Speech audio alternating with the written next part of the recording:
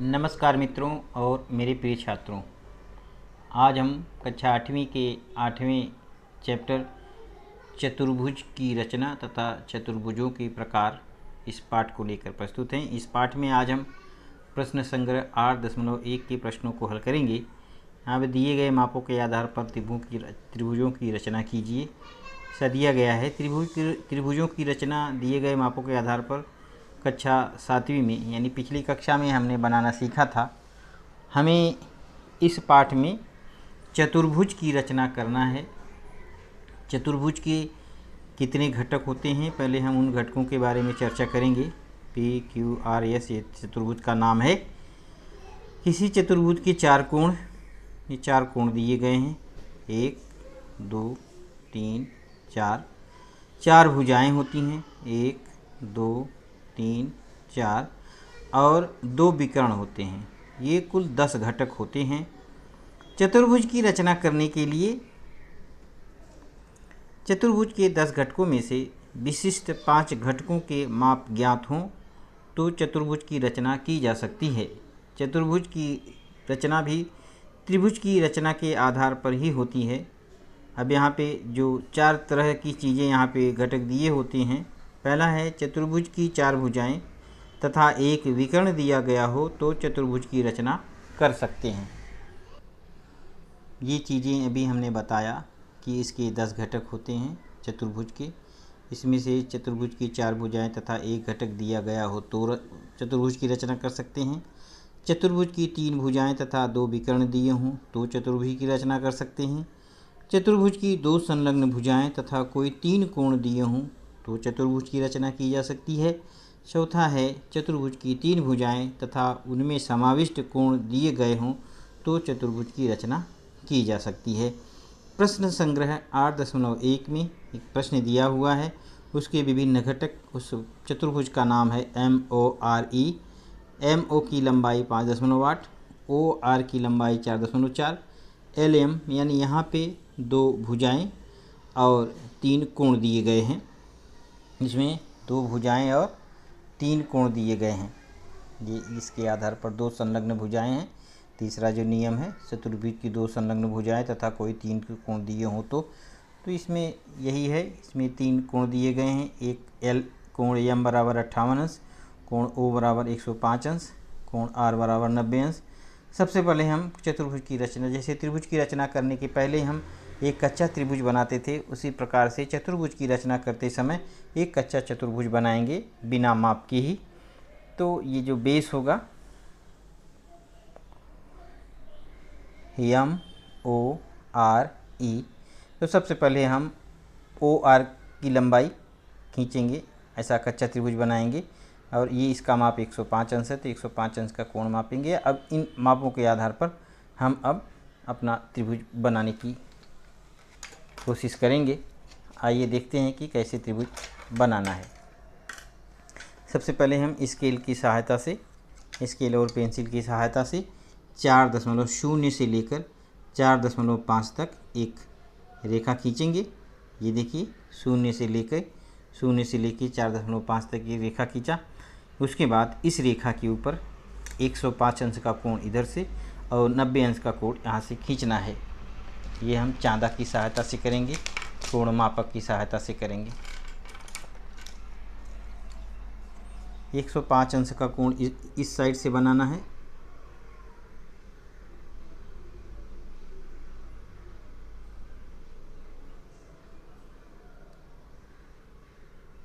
ये देखिए, ये 0 लिया, यहाँ पे ये इसकी सीध में होना चाहिए और ये 110 है और ये 100 है और 110 है, तो 100 और 110 के बीच में 105 है। अब यहाँ से इसको हमने यहाँ पे चिन्हित कर लिया। इसको यहाँ पे चिन्हित करने के बाद इन दोनों रेखाओं को आपस में यहाँ से इसको मिला देंगे। यहाँ से इधर, यहाँ से इसको मिलाया। फिर यहाँ पे 90 अंश का कोण बनाना है। बिंदु R पर 90 अंश का कोण बनाएंगे। ये देखिए, यहाँ पे हमने इसको चिन्हित किया और यहाँ से एक लाइन यहाँ पे इसमें R के साथ मिला देते हैं। ये R के साथ यहाँ मिला दिया। इसके बाद इसकी लंबाई O और M की लंबाई 5.8 है। अब स्केल पर रखकर इसको 5.8 सेंटीमीटर इसको खींचेंगे। 5.8 यानी 6 से 2 लाइन कम, ये है 5.8। अब यहाँ से रखकर ओ बिंदु पर रखकर इसको यहाँ पे चाप खींचेंगे। यहाँ पे ये हुआ। यहाँ पे यहाँ से कट करने के बाद इसकी लंबाई हमने, अब इस बिंदु पर हमें 58 अंश डिग्री का कोण बनाना है। 58 देख रहे हैं, 58 का मतलब 60 से थोड़ा कम, 60 से थोड़ा कम। अब देखिए यहाँ पे ये बिंदु आता है, ये 60 है, 60 से थोड़ा कम यहाँ पर। अब इसको यहाँ से मिला देंगे, इस लाइन को बड़ी करके खींच देंगे। यहाँ इस बिंदु से लेकर इसको लेके मिला देंगे। ये यहाँ से यहाँ तक मिलाने के बाद, और ये हमने ई पहले से खींचा हुआ है। अब हमारा चतुर्भुज तैयार हो गया। तो इस प्रकार से पहला प्रश्न का हमको बनाना है, इस प्रकार से हम बनाएंगे। दूसरा प्रश्न देखिए, अब ऐसे बनाएंगे। दूसरा प्रश्न दिया है DEFG के जो विभिन्न घटक हैं जो दिए हुए हैं, जिन विभिन्न घटकों की जो माप दिए गए हैं, यहाँ हमने लिखा है DEB 4.5, EF 6.5, DG 5.5, DF 7.2, EFG 7.8। इस आधार पे एक कच्चा त्रिभुज बनाएंगे। इसमें 2 विकर्ण और 3 भुजाओं की लंबाई दी गई है। सबसे पहले हम EF की लंबाई, अब यहाँ देखिए इस तरह से EF 6.5 और DE 4.5, EF 6.5 ये हो गया। DG 5.5 ये है, DG 5.5, DF 7.2, DF D और F ये से यहाँ तक इस विकर्ण की लंबाई 7.2 है और FG इस विकर्ण की लंबाई 7.8 है, यहाँ से यहाँ। अब यहाँ ध्यान से देखिए, हमने रेड पेन से इसको किया हुआ है। यहाँ पे हमको 2 त्रिभुज की रचना की गई है। एक त्रिभुज की रचना इधर की गई है और एक त्रिभुज की रचना यहाँ की गई है। तो अगर हमको माप दिए हों, तीनों माप दिए हों, तो हम त्रिभुज की रचना कर सकते हैं। यहाँ पे त्रिभुज के तीनों भुजाओं की, इस त्रिभुज की तीनों भुजाओं की लंबाई दी गई है। तो पहले हम इस त्रिभुज की रचना करेंगे, त्रिभुज DEF की रचना करेंगे। तो सबसे पहले 6.5, सबसे पहले 6.5 खींचेंगे। 6.5 ये है EF की लंबाई, 6.5। पहले ये नीचे लाइन खींचेंगे, आधार 6.5। ये देखिए 6.5, यहाँ से शून्य से लेकर यहाँ तक 6.5 हमने रेखा खींचा। इसके बाद अब यहाँ पर इसकी लंबाई है 4.5। तो 4.5 इस प्रकार की सहायता से इसको फैलाएंगे। 4.5 प्रकार की सहायता से फैलाने के बाद ये देखिए, प्रकार से सहायता फैलाने के बाद अब यहाँ से इस बिंदु से इसको चाप खींचेंगे। यहाँ पे चाप खींचेंगे ऐसे। इसके बाद ये इसकी लंबाई 7.2 है। अब प्रकार पर इसको 7.2 माप के इसको खींचेंगे, चाप करेंगे, चाप लगाएंगे एक 7.2, 7.7 के बाद 2 खाने, 7 के बाद 2 खाने खींचना है। ये देखिए, अब यहाँ से इस बिंदु पे रख के यहाँ पे चाप लगाना है। जहाँ पे ये दोनों बिंदु कटता है, इनको यहाँ से यहाँ तक मिला देंगे। ये इस बिंदु से लेकर इस बिंदु से इसको मिला देंगे। देखिए ध्यान से देखिए, और यहाँ पर ये कटता है तो इसको यहाँ से मिला दिया, यहाँ से। इसके बाद हमारा ये त्रिभुज तैयार हुआ। अब ये त्रिभुज तैयार करना है। ये हो गया हमारा, ये त्रिभुज तैयार हुआ। अब इस त्रिभुज को तैयार करना है। इसकी लंबाई है 7.8, यहाँ पे दिया है इसकी लंबाई 7.8। ये 7.8 है इसकी लंबाई, और ये इसकी लंबाई 7.8, इसकी लंबाई 4.5, ये बना हुआ है, और 5.5। तो अभी 7.8 यहाँ से खींचेंगे, यहाँ से प्रकार पर 7.8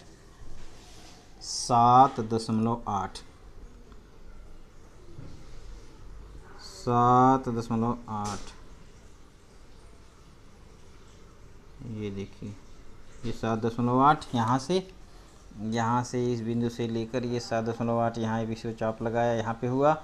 इसकी लंबाई 5.5 है, तो इस बिंदु से 5.5 लंबाई का चाप लगाएंगे। प्रकार की सहायता से 5.5, ये देखिए 5.5 है। अब यहाँ से इस बिंदु से बिंदु डी से 5.5 ये यहाँ से चाप लगाएंगे, फिर इसको यहाँ से मिला देना है। ये देखिए इसको यहाँ से मिला देना है और इसको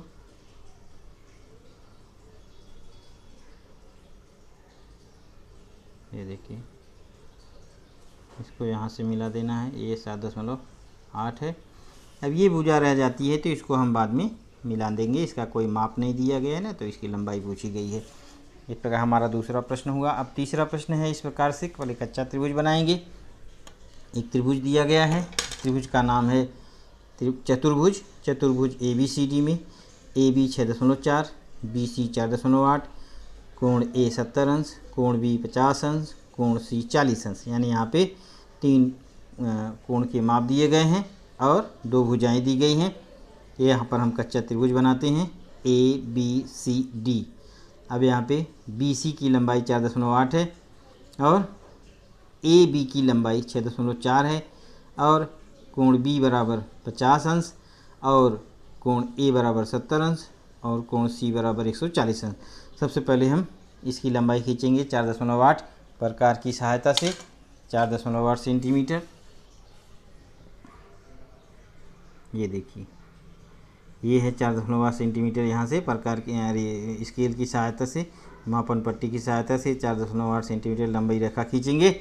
उसके बाद 50 अंश का कोण इस साइड में, बी साइड में 50 अंश का कोण। ये देखिए ये 50 अंश का कोण यहाँ बना। यहाँ से देखिए यहाँ ये 50 है, 50 अंश का कोण यहाँ बना और इसको इस लाइन को ऐसे यहाँ से यहाँ तक खींच दीजिए। ये देखिए 50 अंश का कोण हो गया। उसके बाद इस साइड में 140 अंश का कोण बनाना है, 140 अंश का। तो यहाँ से शुरू करेंगे, 140 अंश का कोण यहाँ होता है।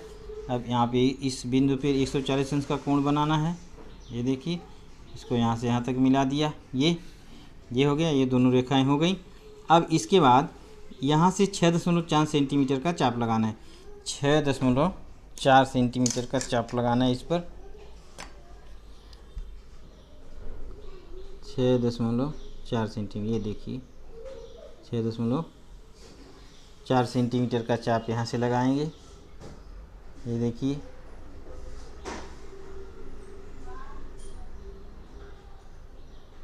ये अब जहाँ पे चाप लगता है वहाँ पर से 70 अंश का कोण बनाना है। इस A बिंदु पर 70 अंश का कोण बनाना है, A बिंदु से 70 अंश का कोण बनाना है। ये देखिए 70 अंश यहाँ है, यहाँ 70 दिखाई दे रहा है। ये देखिए 70 अंश, यहाँ से 70 अंश का कोण यहाँ पर हमने बिंदु इसको विस्तारित करेंगे। यहाँ से 70 अंश का कोण यहाँ से बनेगा और इस बिंदु को यहाँ से यहाँ तक मिला देते हैं। तो इस प्रकार से हमारा ये चतुर्भुज तैयार हुआ। ये A 70 अंश, B 50 अंश और ये D हो गया और इसको इससे मिला देंगे। इस प्रकार से हमारे तीसरा प्रश्न भी समाप्त होता है। चौथा प्रश्न कैसे करेंगे देखते हैं। चौथा प्रश्न है हमारा प्रश्न संग्रह 8.1 का, चतुर्भुज LMNO। इसमें LM और LO ये दोनों सर्वांगसम रेखाएं हैं, 6 सेंटीमीटर है और ON तथा NM ये भी सर्वांगसम रेखा है, 4.5 सेंटीमीटर है इसकी लंबाई और OM एक विकर्ण है 7.5 सेंटीमीटर। यानी यहाँ पे 4 भुजाओं की लंबाई और एक विकर्ण की लंबाई दी गई है। इसके आधार पर हमें चतुर्भुज की रचना करनी है। ये देखिए LMNO।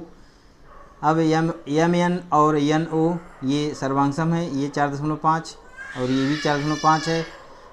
LO और LM 6 सेंटीमीटर है, ये सर्वांगसम है और OM बराबर, OM की लंबाई 7.5 सेंटीमीटर है। तो सबसे पहले हम इस त्रिभुज को बनाएंगे। इस त्रिभुज में तीनों भुजाएं दी गई हैं।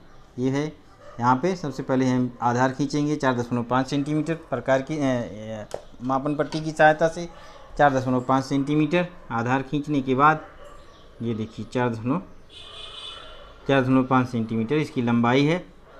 इसके बाद अब 4.5 सेंटीमीटर ही इसकी लंबाई है तो उतना ही इसको प्रकार को फैलाकर उतना ही 4.5 सेंटीमीटर प्रकार को फैलाएंगे और 4.5। ये देखिए, अब यहाँ से इसको चाप लगाएंगे इधर, ये 4.5 पे हो गया। इसके बाद इसकी लंबाई है 7.5। पहले हम इस त्रिभुज की रचना कर रहे हैं, इसके बाद ये 7.5, तो 7.5 लंबी की लंबाई लेकर चाप खींचेंगे 7.5। ये देखिए यहाँ से यहाँ तक ये 7.5। अब यहाँ से रख के इस पर चाप लगाएंगे। ये देखिए यहाँ पे होता है, जहाँ पर ये दोनों चाप लगता है, वहाँ से ये 7.5 वाली लंबी रेखा खींचेंगे। ये वाली, ये रेखा खींचा, ये और ये खींचा। ये तो इस प्रकार से हमारा ये त्रिभुज तैयार हुआ। अब यहाँ से यहाँ की लंबाई 6 सेंटीमीटर है और यहाँ से यहाँ की लंबाई भी 6 सेंटीमीटर है। जैसा कि हमने कच्चे त्रिभुज बनाए, एक त्रिभुज हमारा बन गया। अब हमें दूसरा त्रिभुज बनाना है, तो ओ पर भी रख के 6 सेंटीमीटर। अब 6 सेंटीमीटर प्रकार को फैलाएंगे 6 सेंटीमीटर।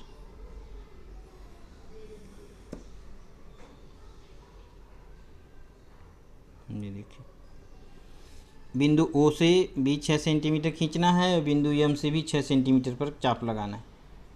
ये देखिए यहाँ से ये 6 सेंटीमीटर और इधर से भी 6 सेंटीमीटर इससे खींचेंगे और इन दोनों को आपस में